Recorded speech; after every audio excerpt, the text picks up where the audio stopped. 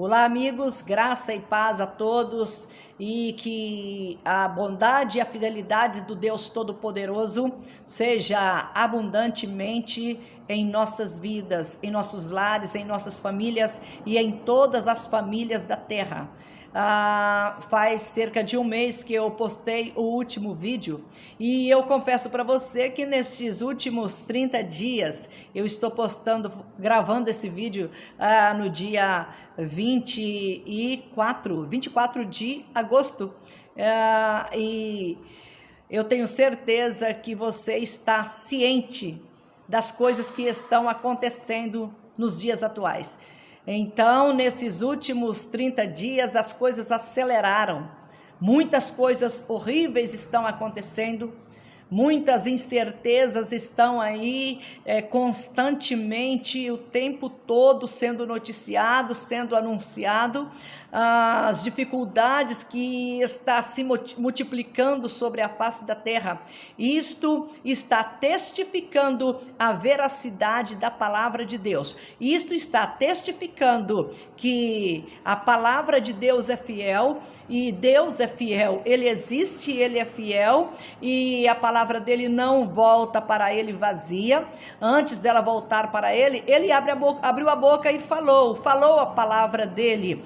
Liberou a palavra dele sobre todos, sobre a raça humana, e a palavra que saiu da boca dele não voltará para ele vazia, antes que ela cumpra aquilo que ele próprio determinou. E nós estamos presenciando os acontecimentos atuais que prova que aquilo que o Senhor Jesus Cristo falou a respeito do fim estão acontecendo diante dos nossos olhos, e isto não dá para negar. Eu sou a pastora Carmen Soares e quero meditar com você na palavra de Deus. E para não tomar muito tempo nesse vídeo, eu quero ler o que Deus falou aos filhos de Israel por boca de Moisés, em Êxodo, no capítulo 19, e a partir do verso de número 3, nós lemos assim: Subiu Moisés a Deus,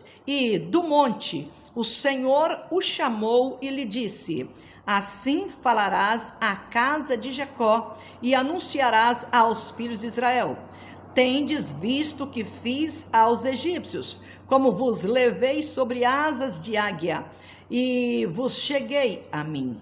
Agora, pois, se diligentemente ouvirdes a minha voz e guardardes a minha palavra, se guardardes a minha aliança, então sereis a minha propriedade peculiar dentre todos os povos, porque toda a terra é minha. Vós me sereis reino de sacerdotes e nação santa. São estas as palavras que falarás aos filhos de Israel. E assim Deus começou a dar a eles o que eles precisavam saber para que eles fossem de fato o reino sacerdotal de Deus aqui na terra, ou seja, uma nação proclamadora das virtudes do Deus Criador. E nós sabemos o que aconteceu com o decorrer dos anos.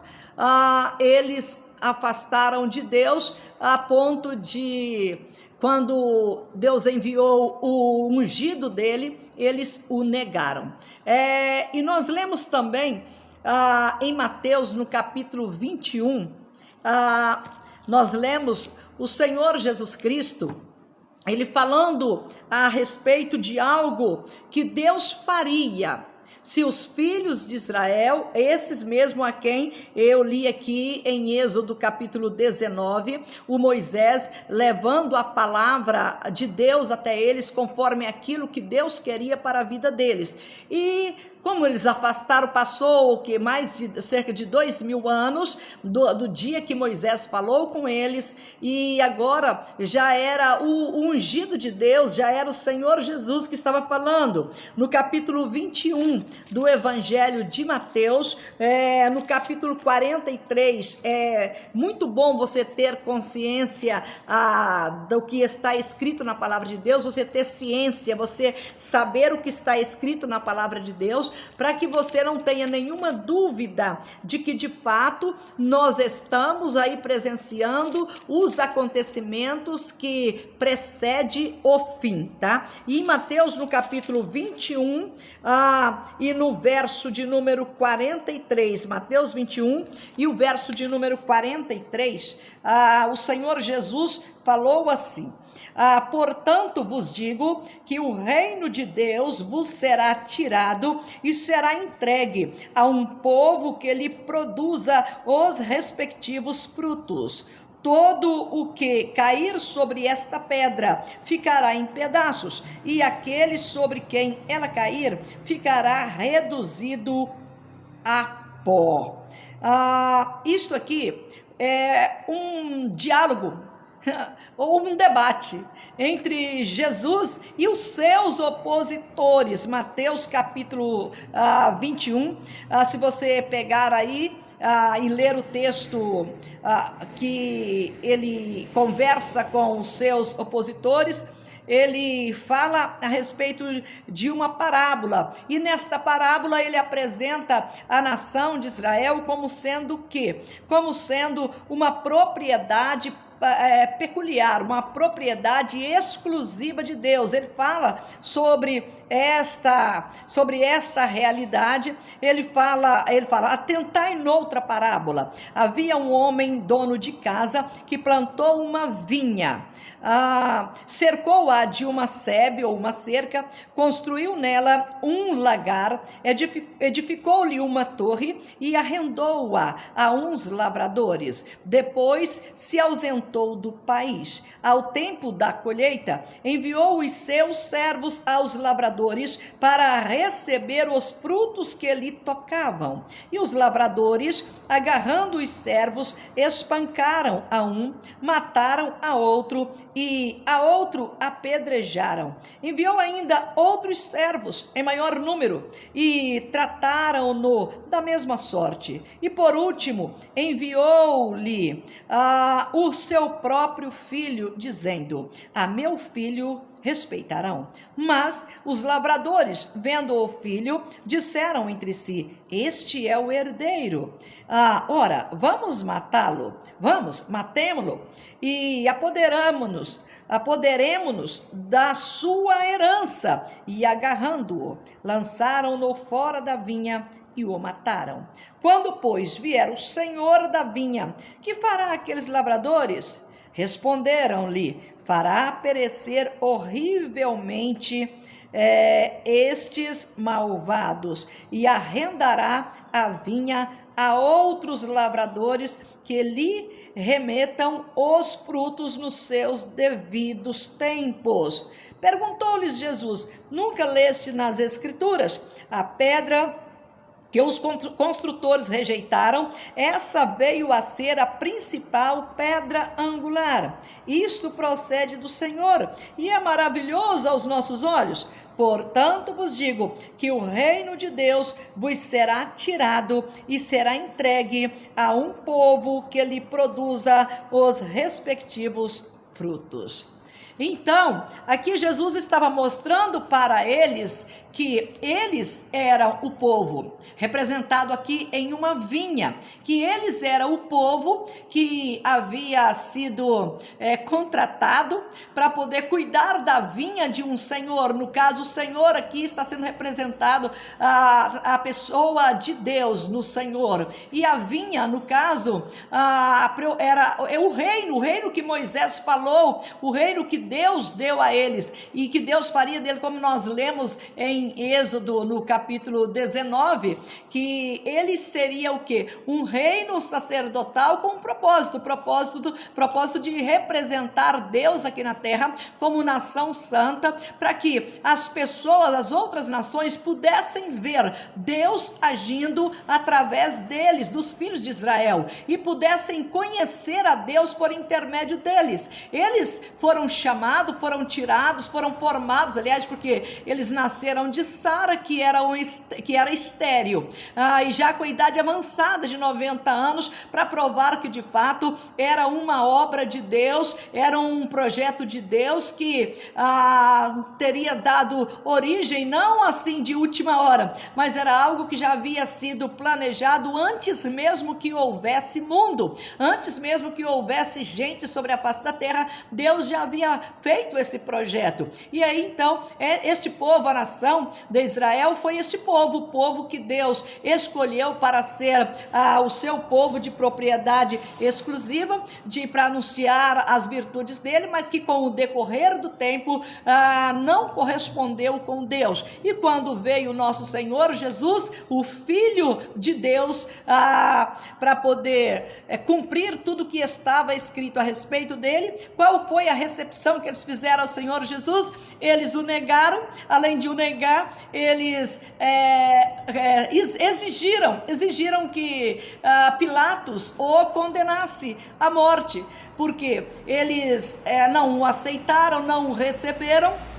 E com isto, eles provaram que eles foram desqualificados para aquele projeto que Deus havia confiado nas mãos deles. E os frutos que Deus queria ou requer das mãos desta nação, o que aconteceu? Deus passou esse projeto para as mãos de um outro povo, no caso, a igreja do Senhor Jesus. Não que Deus tenha rejeitado Israel, mas como eles não quiseram seguir o que Deus tinha determinado para a vida deles, como os planos de Deus não podem ser frustrados, os nossos podem, mas os planos dele não podem ser frustrados. O que ele fez? Então ele chama outro povo, né? Outro povo, no caso, é a igreja. Então você viu aqui a parábola da vinha, representando a nação de Israel, que havia recebido o reino, que seria um reino sacerdotal de Deus, mas que não zelou por isto, e que não deu a Deus a glória que Deus esperava receber da parte deles, não prestaram o serviço sacerdotal que Deus esperava que eles prestassem a ele.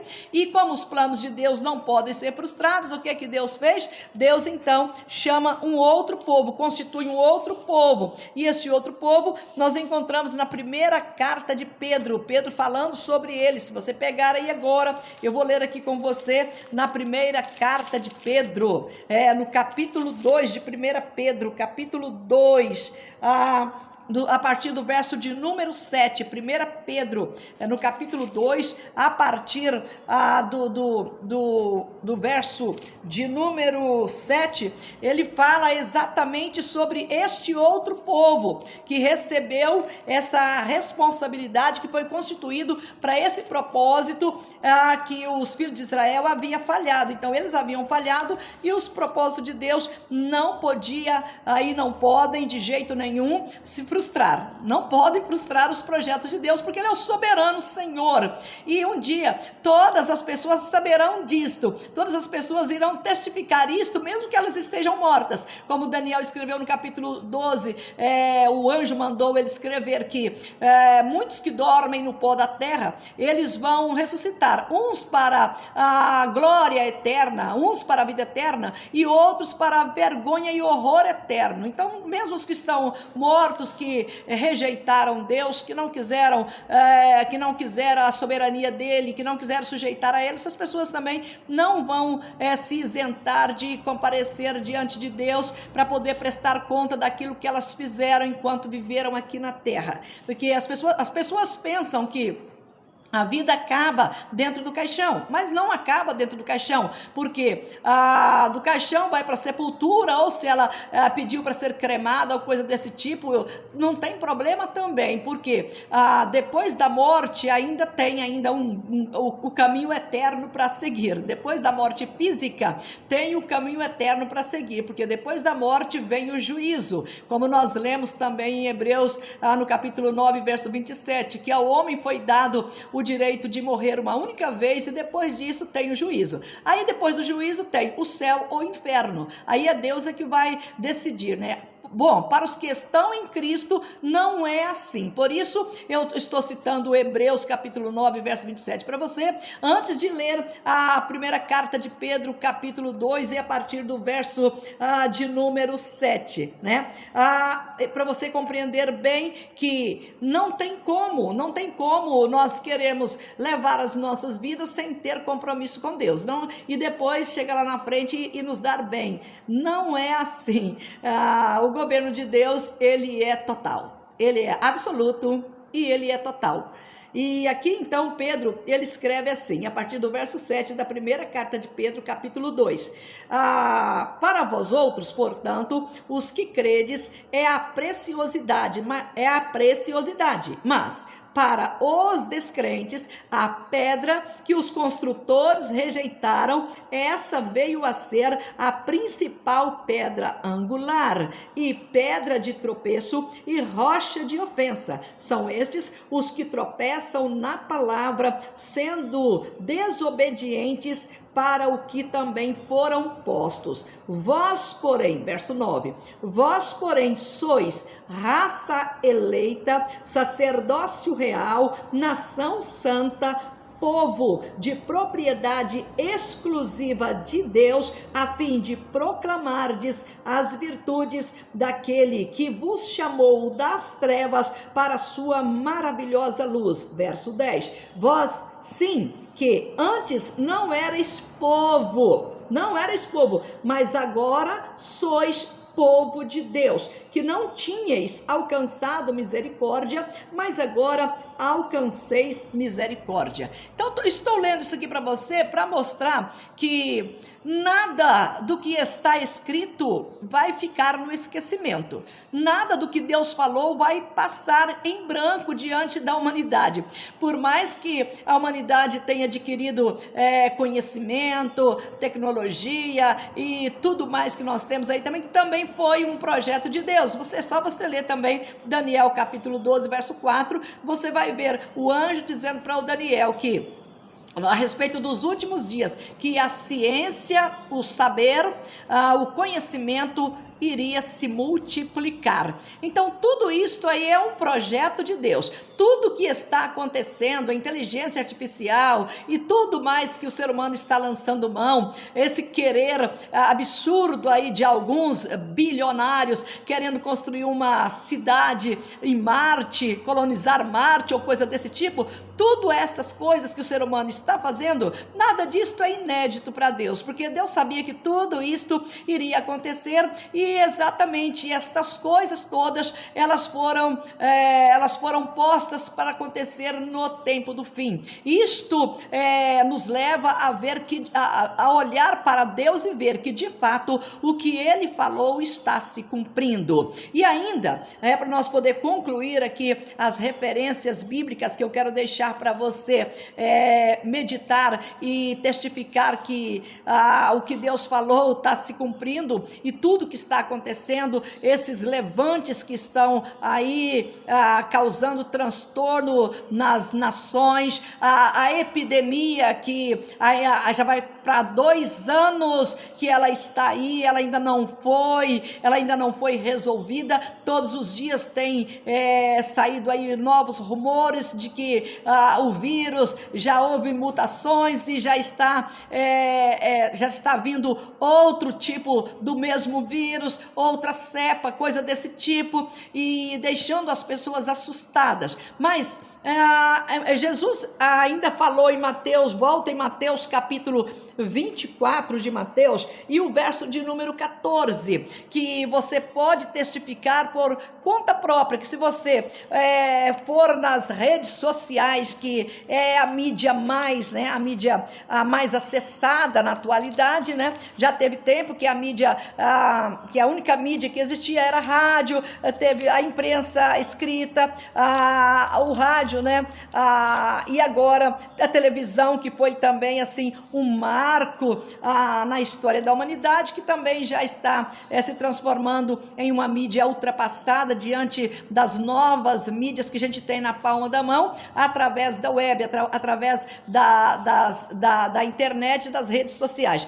E aqui em Mateus capítulo 24 e o verso 14, o Senhor Jesus fala: e será pregado este evangelho do reino por todo o mundo para testemunho a todas as nações, então virá o fim. Então tudo isso que está acontecendo, todos esses episódios que nós estamos presenciando aí, e a pregação do evangelho constante, 24 horas por dia, o tempo todo, tudo isso é o quê? É sinais de que nós estamos caminhando para o tempo do fim. A pregação do evangelho, que é a boa notícia de salvação, de que Deus, ele amou o mundo de tal maneira que ele deu o seu Filho unigênito, Jesus, para que todo aquele que nele crê não pereça, mas tenha a vida eterna. Esse evangelho que traz essa mensagem central, a mensagem do amor de Deus revelado na pessoa do seu Filho, um Deus que não poupou o seu próprio Filho,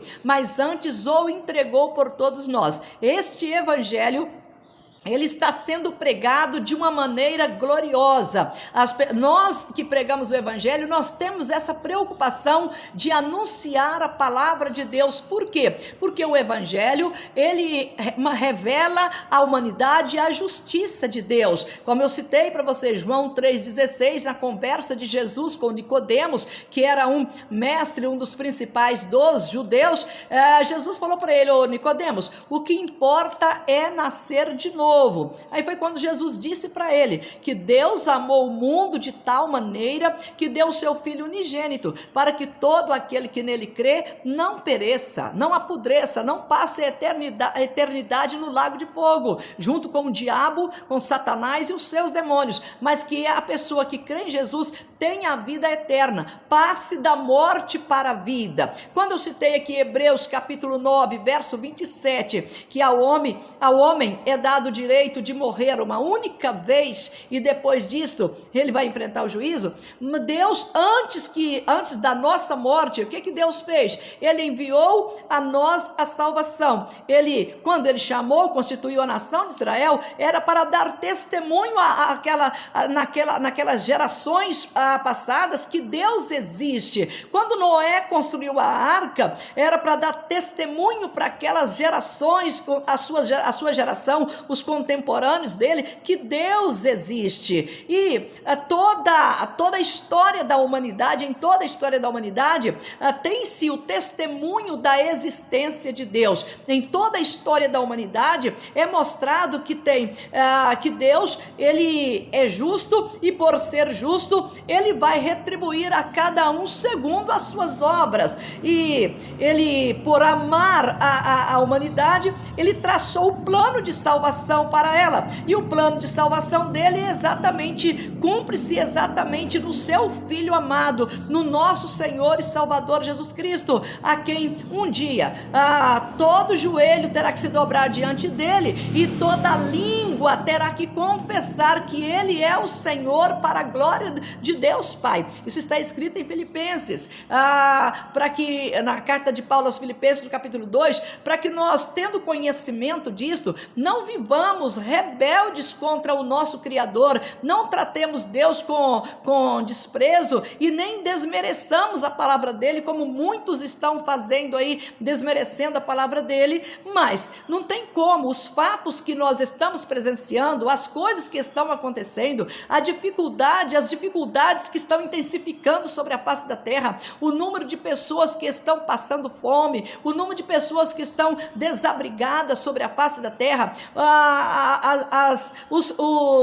os acontecimentos aí do clima, a mudança climática, tudo isso aí que as autoridades insistem em dizer que isso aí é problema da devastação devastação que o ser humano tem feito, com certeza isso faz parte também, e isso também está na condenação que virá sobre o ser humano, destruindo a terra que é de Deus. Como nós lemos aqui em Êxodo, no capítulo 19, o que Deus está dizendo? Toda a terra é minha, toda a terra é dele. E isso que o ser humano faz de devastar a terra na sua ganância de dinheiro, ele não se preocupa com as consequências climáticas. É lógico que nós estamos vendo tudo isso acontecendo aí também como sendo o quê?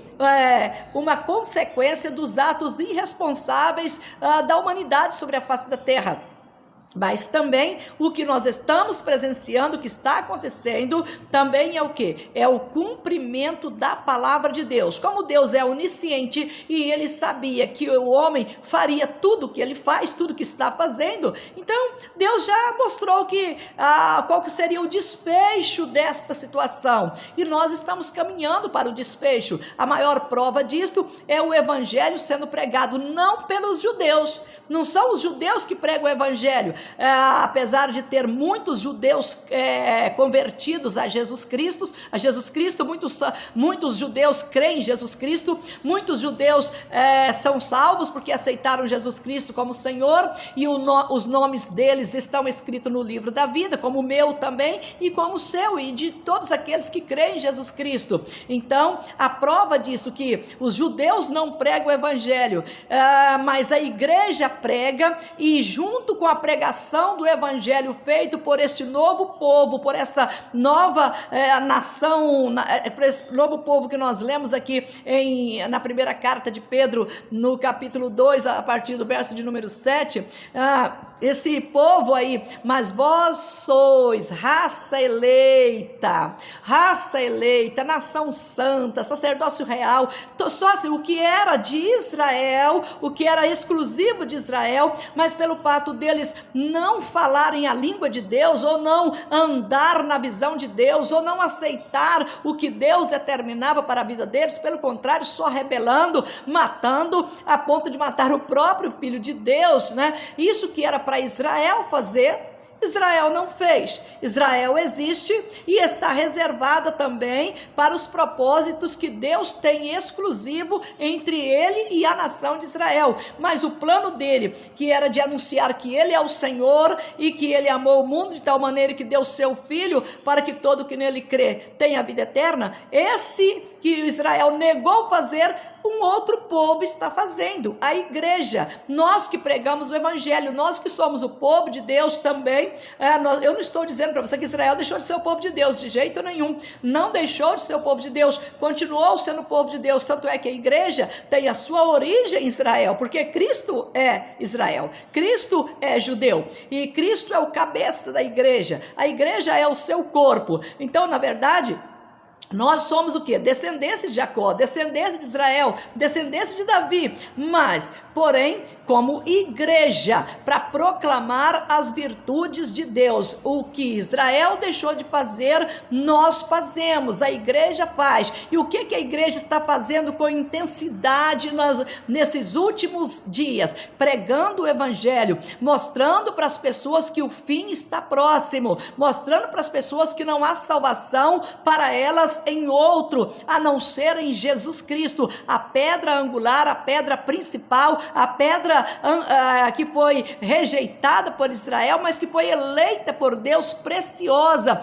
que se transformou no Senhor, que recebeu todo o poder e autoridade nos céus e na terra, e que também foi constituído por Deus como sendo o quê? O Rei dos Reis, Senhor dos Senhores, Jesus Cristo, que em breve voltará. Então, que você pare um pouco e medite sobre tudo que está acontecendo, o cenário que está acontecendo hoje, os episódios que estão ocorrendo aí, os desastres da natureza, do clima, e as guerras que estão aí, as confusões que estão sendo geradas no meio das nações, no governo. Nós, por exemplo, povo brasileiro, nós estamos assistindo o quê? Nós estamos assistindo dois grupos disputando o Brasil.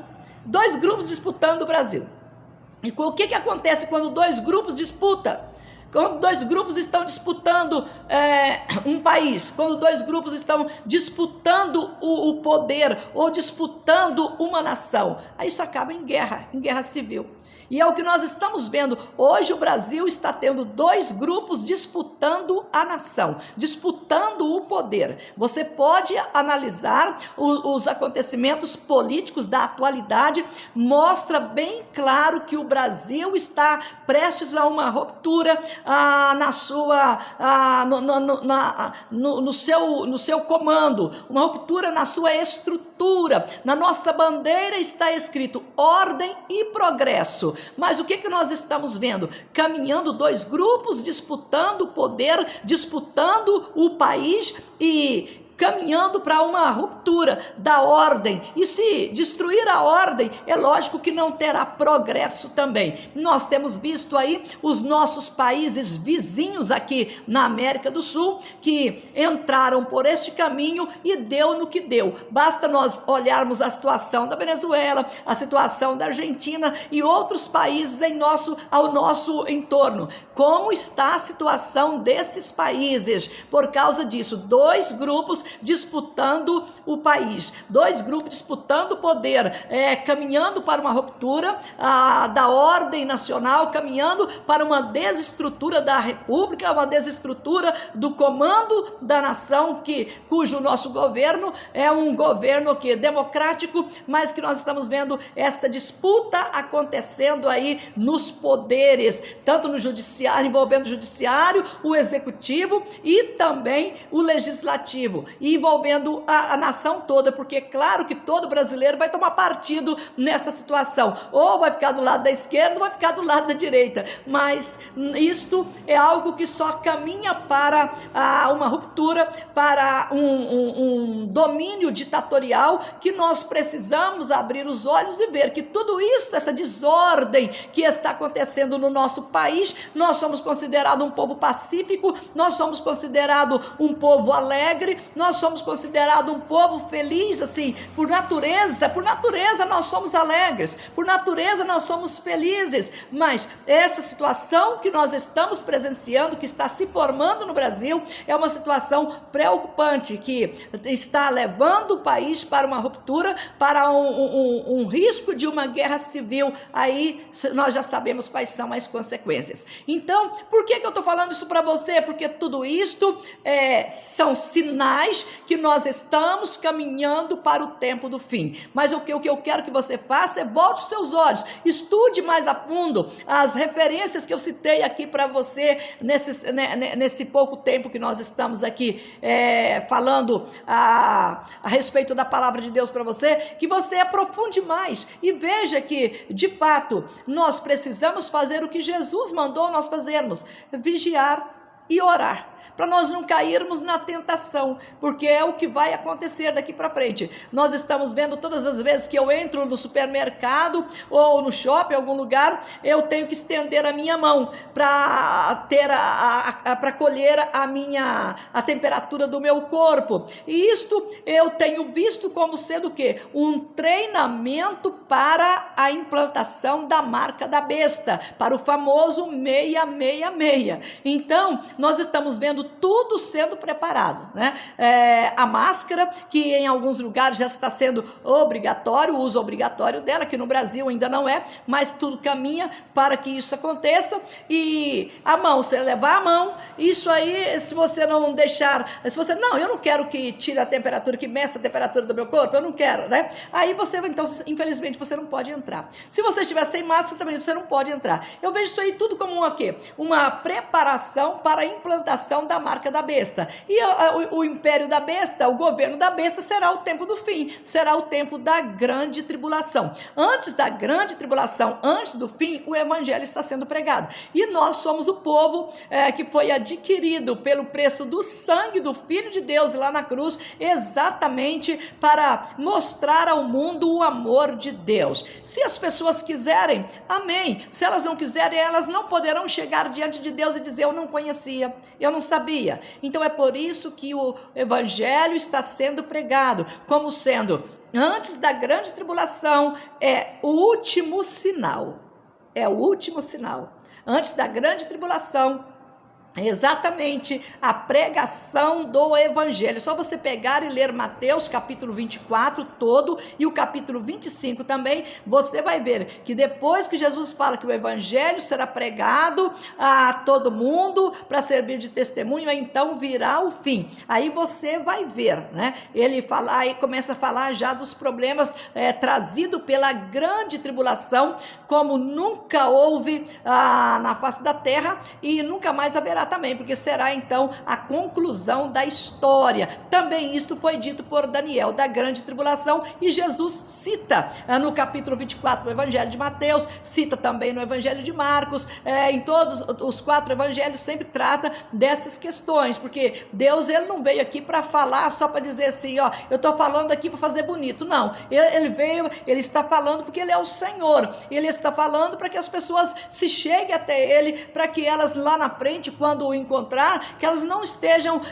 tremendo de medo, porque aí só terá um jeito para elas, né? É esperar a sentença dele. Então, para que nós não cheguemos lá nesse extremo, é que o evangelho está sendo pregado, porque quem crê em Jesus Cristo passa da morte para a vida, não entra mais em condenação, recebe o poder de ser feito filho de Deus, é só coisas boas. Então, eu citei para você a questão da vinha, do reino de Israel, para mostrar para você que Deus não mudou de ideia, que Deus não mudou o plano, que Deus não desistiu de salvar a raça humana, que ele não desistiu de condenar Satanás e lançá-lo no lago de fogo e enxofre e aprisioná-lo eternamente. Deus não mudou nenhuma vírgula, ele não mudou nada, tudo que ele escreveu está se cumprindo. Então, que nós tenhamos nos nossos corações esse desejo ardente de andar com Deus, de entender os projetos de Deus e não cair em tentação,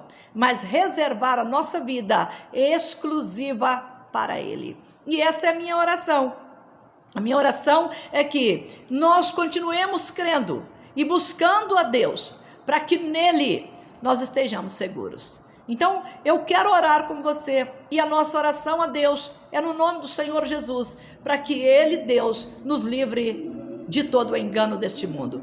Querido Deus e amado Pai, nós oramos a Ti em o nome do nosso Senhor Jesus Cristo, para que nesses dias tumultuados, nesses dias difíceis, nesses dias complicados que nós estamos vivendo, que o Senhor nos guarde, Pai, para que nós não venhamos cair em tentação, para que nós não venhamos sair do Teu propósito, para que nós não venhamos negar a oferta de salvação que o Senhor tem posto diante de nós, ao ofertar o Seu próprio Filho como o Cordeiro do Senhor, que foi sacrificado no Calvário, para que nós tivéssemos vida e vida com abundância, e tudo perfeito. O Cordeiro foi sacrificado exatamente, meu Deus, no dia da Páscoa, da festa da Páscoa, como o Senhor mesmo havia determinado, para que não houvesse dúvidas em nossos corações, que o Senhor tire toda a dúvida, meu Deus, que tire todo o engano que Satanás tem lançado na mente e no coração deste homem, da mulher, do rapaz, da moça, da criança, meu Deus, do idoso, e que todos, meu Deus, volte o coração para o Senhor, se arrependa dos seus pecados, se converta dos seus maus caminhos e busque o Senhor e viva com o Senhor, e aguarde a volta do Senhor Jesus Cristo, que trará para nós o galardão que Ele tem reservado para cada um de nós que nele cremos. Que o Senhor nos guarde, que o Senhor nos abençoe, que o Senhor nos proteja, meu Deus, e nos livre de todo mal. Nós pedimos isso para a Tua glória, e nós pedimos isto em o nome do Senhor Jesus, e Te agradecemos hoje e eternamente. Amém. Muito bem, Deus abençoe a sua vida. Assista o vídeo, compartilhe o vídeo, abençoe outras pessoas, e vamos juntos servir a Deus. E vamos cumprir os propósitos de Deus para a nossa vida, e assim nós vamos ter a grande recompensa, porque no Senhor o nosso trabalho não é em vão. Ponha isso no seu coração. Todo aquele que nele crê não será condenado. Ponha isso no seu coração e vamos pregar o Evangelho e anunciar para as pessoas que o fim está próximo. Deus te abençoe, fique na graça e na paz e até o nosso próximo encontro.